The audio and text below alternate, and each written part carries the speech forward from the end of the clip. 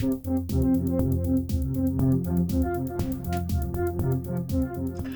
everyone, it's Elizabeth from Elpis Astrology at elpisastrology.com. Thanks for joining me today. So this is going to be my video for September 2024 for the astrology, and then later on in the video I will do your ascendants and or sun signs. I would say you should watch and listen to both. So this is just a reminder for those folks that are going to be in San Diego on Friday the 13th of September. I will be giving a lecture on Mercury, Venus, and Mars retrogrades and what they mean in your own personal chart. The lecture I will be giving will be around 7 p.m. at the San Diego Astrological Society. I'm going to put all the details below to where it's located, but it's sort of central location in the Hillcrest area, if you know that. So the kind of energies that are happening in September really revolve around this full moon eclipse that's going to be happening in Pisces mid-month. I'll get into the details in a minute. And then the other big thing is that Mars, except for the first few days of September, Mars will be in Cancer almost the whole month. And I think that's going to set a big tone for us as well, especially on the worldwide stage, probably related to politics. I'll get to that in a minute. But hey, we start off the month with the new moon in Virgo on the 2nd of September at 6:57 p.m., and that's Pacific Daylight Time, at 11 Virgo 4 minutes. So we know a new moon has the moon and the sun together.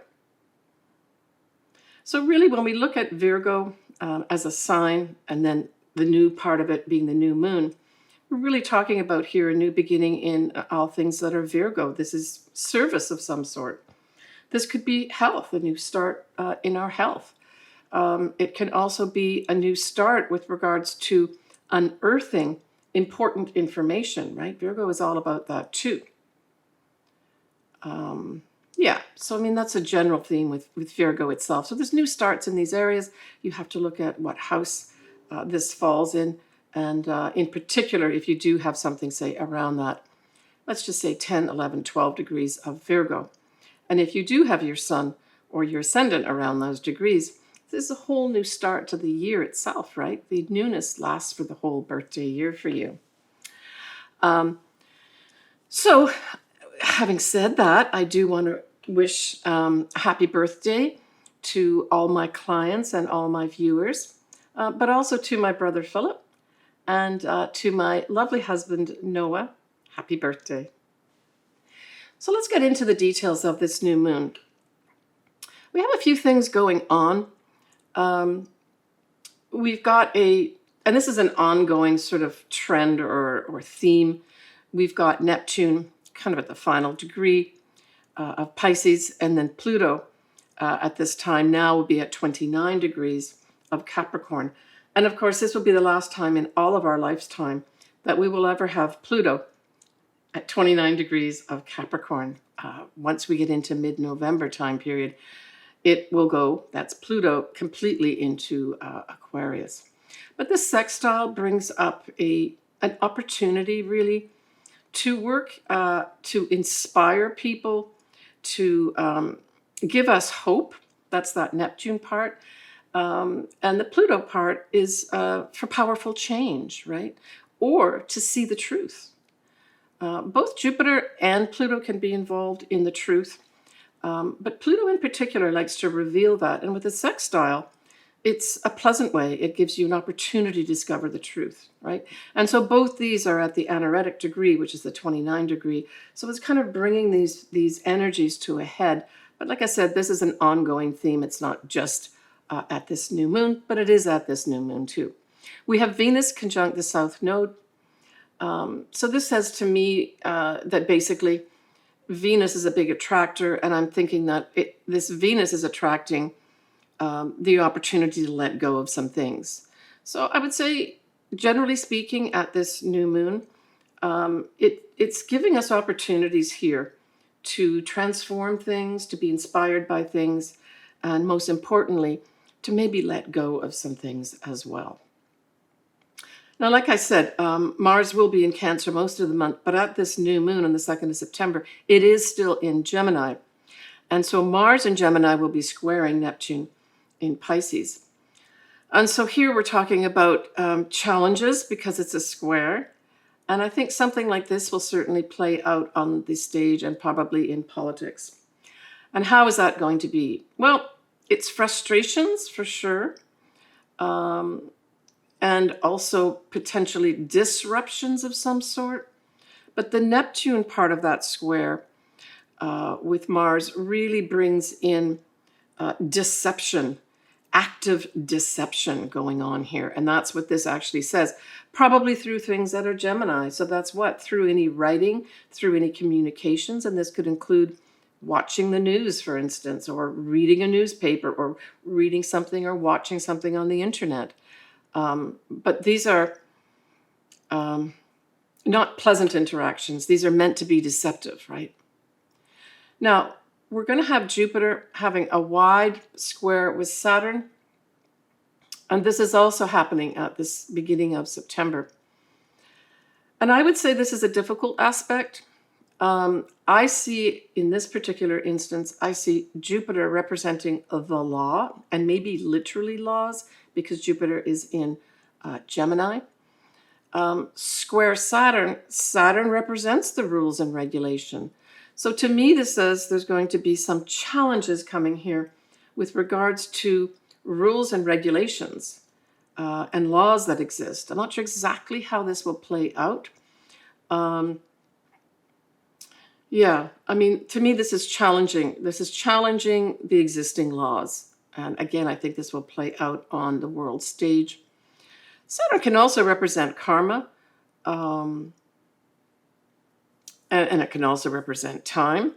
So it may also, on a sort of generalized sense, somehow something starts coming forward that tells us that it's time, that it's time maybe to make some kind of adjustments with regards to rules and regulations that we are living under. Now, the other thing is Saturn can literally represent structures or structure. And with Jupiter squaring it, it says to me there could be a possibility here of some probably well-known structure maybe coming down for some reason. But this could also play out and be generalized to, those in power, those holding on to the power, have to release it. They're forced to release their power. Jupiter can also represent travel, international type affairs. So there could be also, again, playing out on the world stage, there could be great difficulties to bring people together. I mean, we already know that's ongoing. I'm making this towards just sort of the beginning of August time period. So lots will be playing out even before this particular transit happens, but it's not the first time. We'll have other times where we'll have Jupiter square Saturn too. So it really says there's going to be some challenges, I think, on the international stage with regards to people in power at the moment holding the rules and the regulations. We have Uranus, which will be still, of course, in Taurus, and it will be providing kind of a wide, I guess, sextile with Neptune. And then, of course, trine to Pluto. I see this as an excellent aspect. So there could be some beneficial, favorable shakeups here with regards to, seeing the truth, being inspired, maybe spiritual aspects of ourselves. If you've got, say, something between the 27-degree and 29-degree point with regards to, now we're looking at the signs here, Taurus, Capricorn, and Pisces. There could be some very creative type of energy going on where we're inspired to seek out the truth, but this also helps enlighten us. So I think this new moon is going to bring about some dramatic new pieces of information that help us all understand the truth of what's going on. Yeah, so generally speaking, I think it's a pretty good new moon, except for that Jupiter square Saturn. But like I said, that's not the first time. It'll happen a couple other times too. All right, so when we move on to the 7th of September, we have Mercury square Uranus at 27 degrees. And so this really is, I would say, let me just see where Mercury, where it actually is in the, yeah, so that will be, Mercury will be in Leo. So, you know, Mercury in Leo, this is a flamboyant type energy, an energy of wanting to have fun. And so at its best, it could be just opportunities to enjoy ourselves during the summer months. But the square really says it's upsetting. And again, this is probably going to be on the world stage, upsetting information that comes to light. And if we look at Leo, Leo can represent literally kings and queens. So we could have some announcements from any sort of monarchy or equivalent that's maybe surprising. And it's like, wow, I didn't see that coming. But it also can have something to do with children. So there may be some kind of news with regards to children here that shakes us up and or provides enlightenment. But it's something we're going to have to, you know, it's going to be challenges. We're going to have to actually work with this energy. Yeah. All right, so when we look at the couple next days after that, the 8th and 9th of September, we have the Sun will be in Virgo, and it will be sextiling Saturn in Pisces. Beautiful setup. This is taking important information and having the opportunity to make something of it, to make it real. And so, you know, the Sun is the most important luminary in the chart that you look at. So I would say this is a positive influence of facts that are important for us to know, to come to light. That's what I would say that 8th, 9th September is.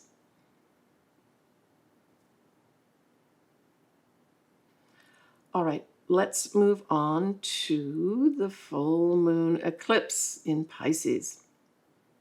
Let's get the details down, and then I'm going to talk about what I think this means and what it initiates.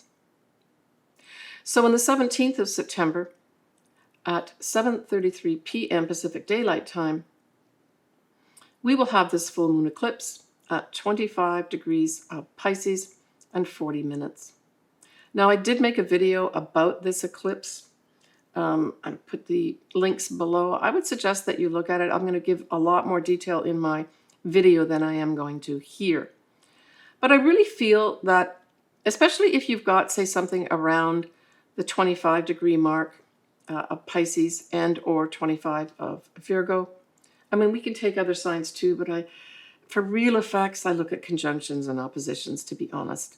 Doesn't mean there can't be other effects there too. But I would say that if you do have something like this personally, these degree points, pay attention to what comes up.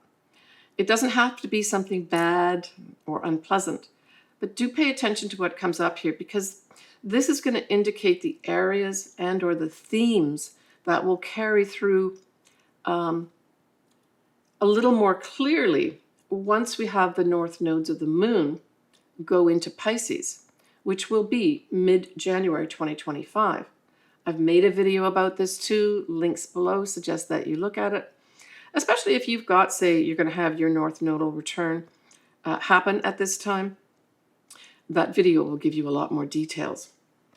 So the other thing that's going to happen is that next year in 2025, in September, you are also going to have sort of a compatible or a companion eclipse. And it's going to be in Virgo, though, at 24 degrees.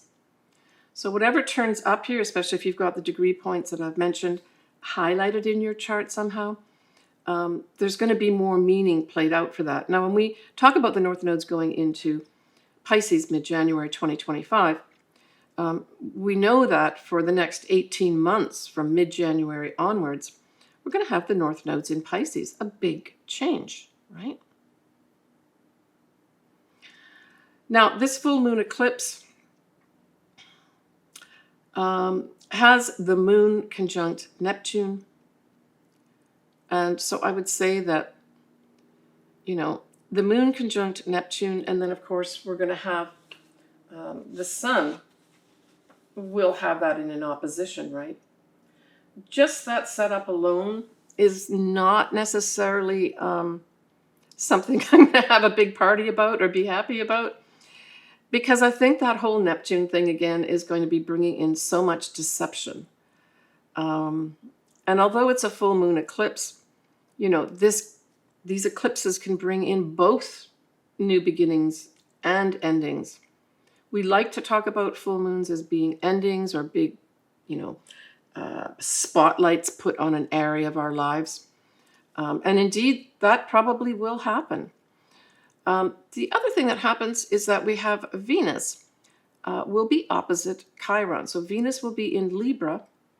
That's the sign it rules. And Libra can represent the law at this time. I think, personal feeling is, again, this is going to play out on the world stage, and I think it's going to be some kind of big legal announcement of some big legal spotlight put on something, and I think it's going to be on deception. I don't think it's going to be the higher aspects of Neptune, which is the, spirituality and, agape love. Although, it doesn't mean it can't, especially if you've got something like this in your chart. This could be a monumental time for you to develop your spirituality. But on the world stage, I see this as deception being brought to light big time with the eclipse. And then this, of course, whatever comes up at this time on the world stage, will be played out in more detail once we get the North Nodes going into Pisces for 18 months, starting in mid-January 2025. With the Venus opposite Chiron, Venus is an attractor. It likes to soften things. It likes to make things sweet. So I think opposite Chiron, it's going to sweeten this full moon eclipse effects in the sense that it's going to make you feel a little bit better with regards to whatever comes up at this time. And again, this I think is going to play out with regards to the law of some sort or laws of some sort. It could pertain to women as well. And it could also, pertain to a specific woman that brings great healing, on the world stage. Let me just see where Venus is at so my viewers will know. So Venus is at almost 24 degrees at this full moon. So if you do have something around that, there could be some big healing energy put in for you on an individual level. But like I said, a world stage, I think this is going to be bringing to light some legal matter of some sort that I think, even though it's an opposition, will bring in some kind of healing to us on the world stage kind of axis. All right, so let's move on to the next day. That's going to be the 18th. So this effect that I'm going to talk about next is really going to be in operation also at the full moon.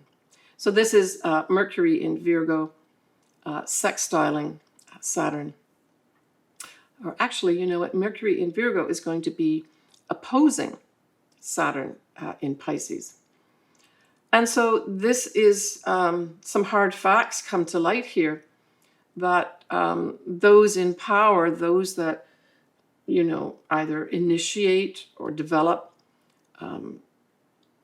legal type stuff, especially rules and regulations and laws, there's going to be some challenges here where, there's going to be some information put forward that challenges what's going on here.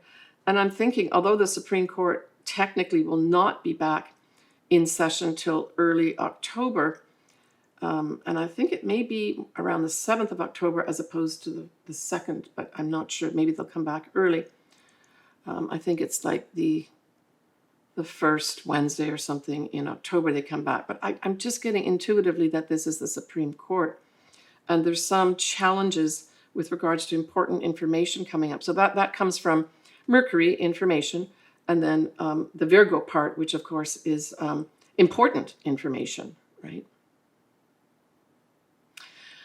When we look at 22nd of September, we have that Sun at 29 degrees of Virgo, trining Pluto at 29 degrees of Capricorn. Well, this is awesome. Truly, truly awesome. And so this is powerful people. The Sun, generally speaking, has always been looked at as men working together. Like, right, we've got that trine. And so I would say there's going to be some monumental conclusion that comes as a result of people, probably men, certainly people of power, working together to transform things, you know. Yeah, that's a very powerful aspect, that 22nd of September. And if you do have something, say, around the 29 degree of either Virgo and or Pluto, this could be a very favorable day for you to win the attention of maybe those in power above you. It can also be a time of great truths being shown to you, but in a good way, right? And some people may come into power at this time. I mean, I don't think there's anything due right now around the 22nd of September, but there could be somewhere in the world something like that happens too. All right, the next day on the 23rd of September, we have Venus, now at 29 degrees of Libra, squaring Pluto at 29 degrees of Capricorn. So on the heels of this positive energy on the 22nd, we then bump into, and this is the law, there's going to be some kind of thing that comes up around the 23rd of September that is going to probably cause some people some consternation and unhappiness. And I think this is, you know, Lady Liberty, the law, probably decreeing something, saying this is the way it is. I'm putting down my gavel here and telling you this is what's going to happen. But it's not going to be something people are going to want to accept right away. It's going to be challenging. Now, on the 25th of September, we have Mercury at 27 degrees of Virgo, nicely trining Uranus at 27 degrees of Taurus. And so this is awesome energy. So sandwiched in between that kind of not so great Venus square Pluto transit, we've got two very nice transits, right? And so this Mercury, I say, represents important information. The trine says it's positive, favorable energy, and Uranus just says it's unexpected.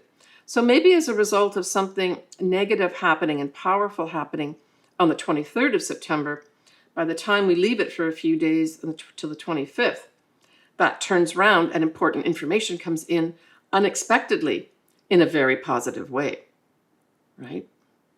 So that's how I think this may play out, that 23rd to 25th.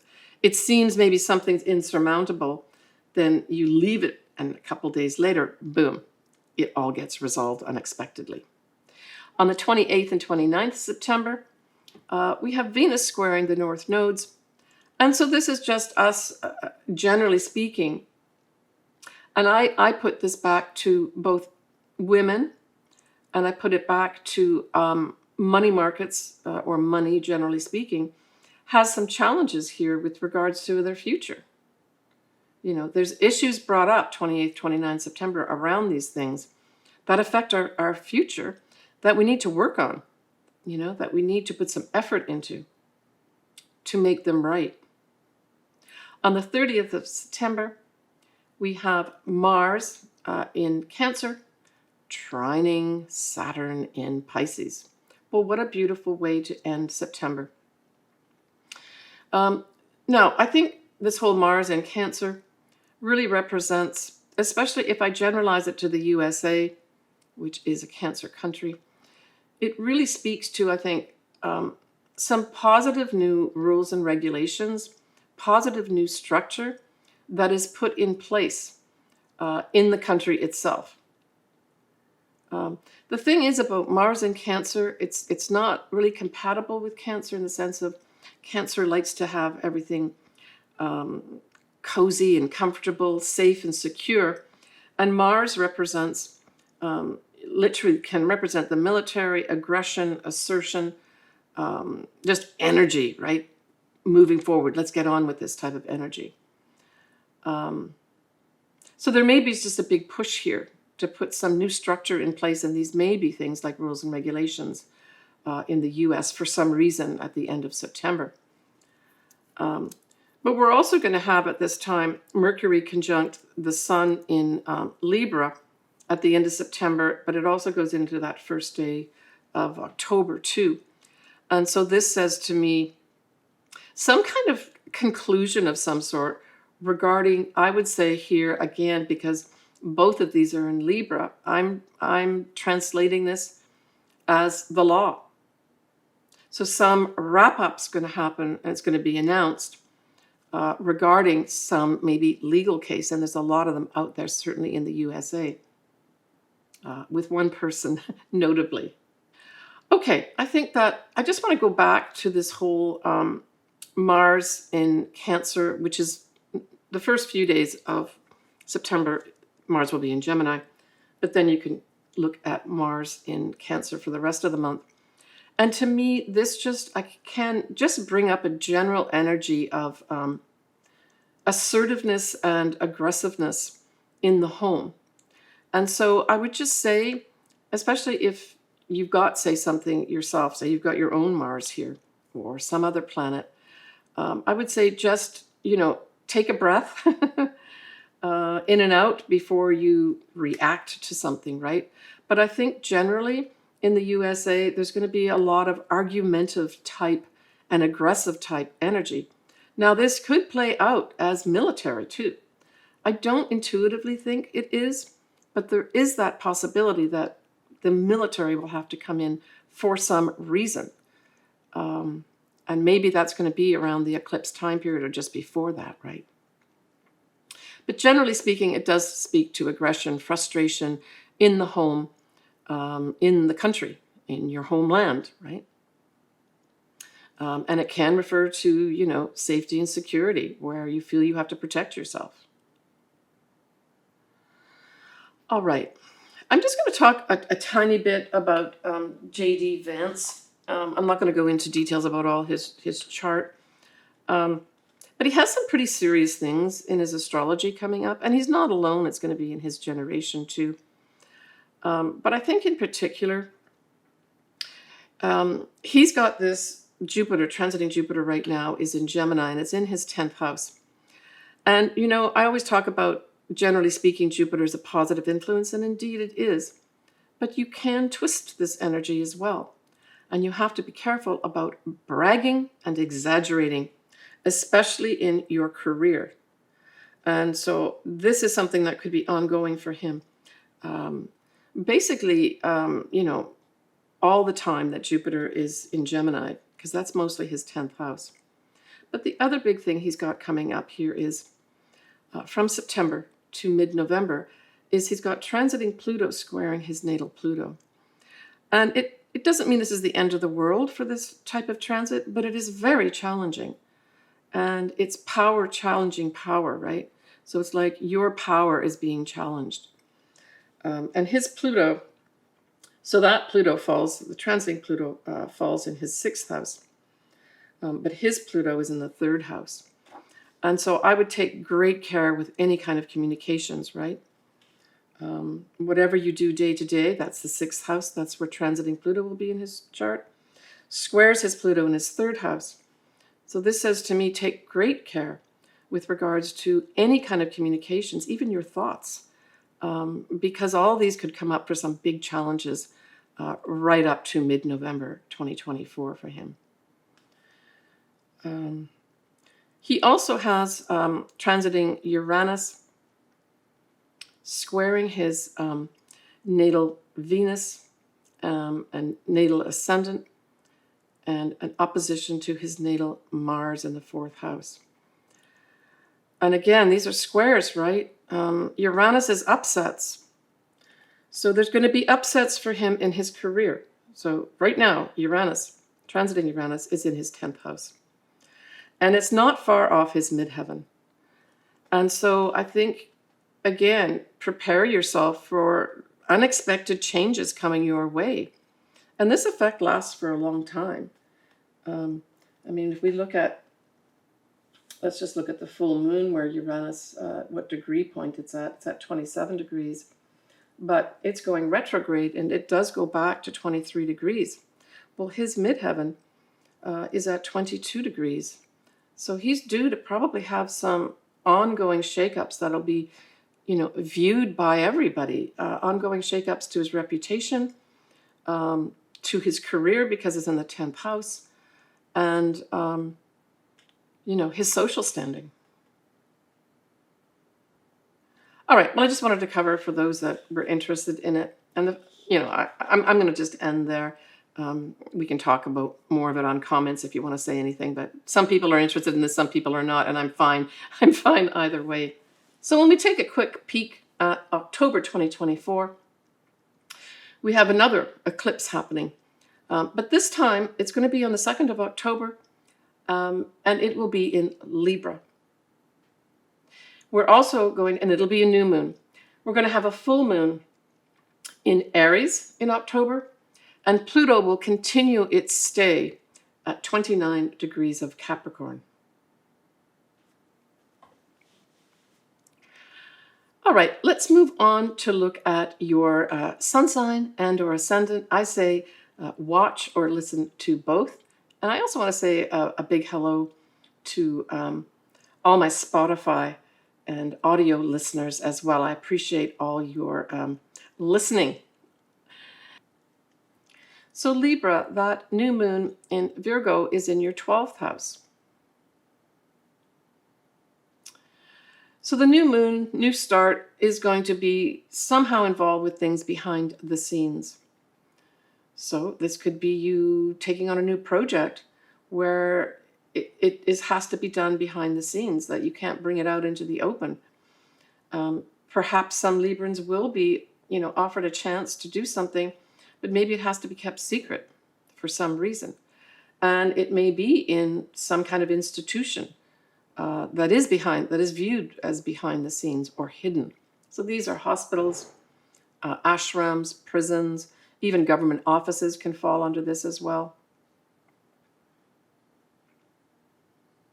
I mean, at its best also, if we look at it at a personal standpoint, in Virgo is a health type thing, cleaning, that sort of thing. It could be that you just do a Marie Kondo of some sort with regards to either some aspect of your life or your whole life, that you want to take a new start here, but clean stuff up. I mean, the 12th house is a good house to utilize cleaning things up, right? For others, it could have you in some kind of new start, working on maybe some kind of spirituality project or taking up spirituality or metaphysical things at this time, but you do it behind the scenes. When we look at that full moon in Pisces, well, that is in your 6th house. Typically, we talk about the 6th house to be our day-to-day life, and most people will be what your work is. It can also be your health. And so there may be some concluding energy here with regards to maybe there'll be some Librans that have decided they want to leave the job that they're in and pursue something else. It is a full moon eclipse.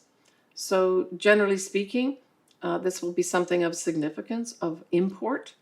But again, you kind of have to have something around that 25 degree mark to really have some significance, because sometimes these things can go by without you seeing anything. So we're talking 24, 25, 26 degrees of Pisces, or the opposite sign, Virgo. But there could be some big turnaround. For those Librans that have had poor health, there could be some big spotlight that, helps you open up a door or close a door at this time. Eclipses can go either way, whether they're full moons or new moons, and they can also bring or usher in both energies of closure as well as new starts. But whatever it is, Libra, that theme that comes up at that time, you can expect to continue in more earnest once we get to mid-January 2025 for 18 months. Take care, Libra. All right, folks, that wraps up my astrology for September 2024. I hope everybody is enjoying their summer and having some fun out there. If you are not having fun, get that calendar out and start marking some days where you are going to have some fun. That's important. We all work very hard, and I think it's important to take breaks too, right? But I'm sending everybody lots of love, lots of inspiration for great things to happen in September for you. And we will see you again in October. Bye for now.